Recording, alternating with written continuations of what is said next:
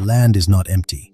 What you don't see may define everything. In many land conversations, people still speak as if the land begins only when a project is imagined, as if nothing important exists until there is a plan, a rendering, a road, a hotel, a subdivision, or a number. But territory does not begin with a project. Territory already exists. Before any commercial interpretation, the land already has structure. It has vegetation, it has water, it has landscape, it has natural systems, it has habitat, it has memory, it has limits, and it has questions that must be understood before conclusions are made. That is why conservation is not a decorative layer.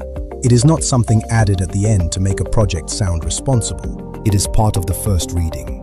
And in a place like Boca Iglesia, that first reading matters. Boca Iglesia is not simply a coastal land surface. It is a large-scale strategic territorial asset in northern Quintana Roo, with Caribbean beachfront context, vegetation, lagoon systems, cenotes, and natural formations linked to the regional coast context, and historical cultural depth. Those layers should not be treated as background. They are part of what defines the territory. And if those layers are ignored, the reading becomes incomplete.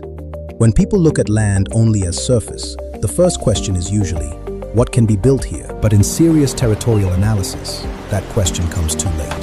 The first question should be, what already exists here? What natural systems are active here? How does water shape the territory? What vegetation is present? What habitats may require study? What environmental sensitivities must be understood? What historical or cultural layers need to be respected? And what still requires legal, technical, environmental, and planning validation? Those questions are not obstacles. They are the beginning of a more serious conversation, because land is not neutral, especially coastal land. A coastline is not just a view, it is a living edge. It connects water, wind, vegetation, soil, movement, access, landscape, and regional context. In Quintana Roo, that relationship becomes especially important because the territory is shaped by coastal systems and tropical vegetation, lagoons, cenotes, and karst-related natural formations. That means the surface does not tell the whole story. What happens below the surface can matter.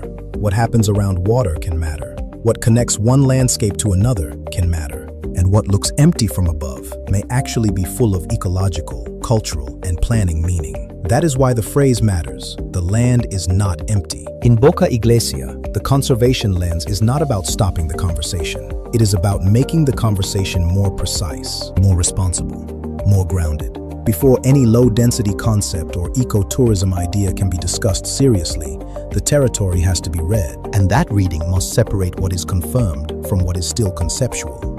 A concept is not an approval.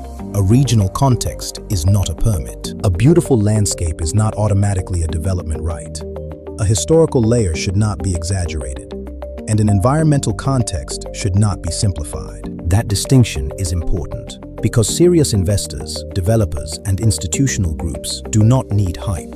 They need clarity. They need to know what is known, what is being interpreted, what belongs to regional context, what is only a conceptual scenario, and what still requires validation. At Raíces Mayas, we do not begin by asking how to sell the land. We begin by asking how to understand it. In Boca Iglesia, that means reading the land through scale, coastal continuity, water, vegetation, landscape, and historical cultural context. This is what makes Boca Iglesia different from a conventional land listing. It is not a small lot. It is not a quick speculative product. It is not a simple beachfront parcel. It is a large-scale strategic territorial asset. And assets at that scale require a different level of reading.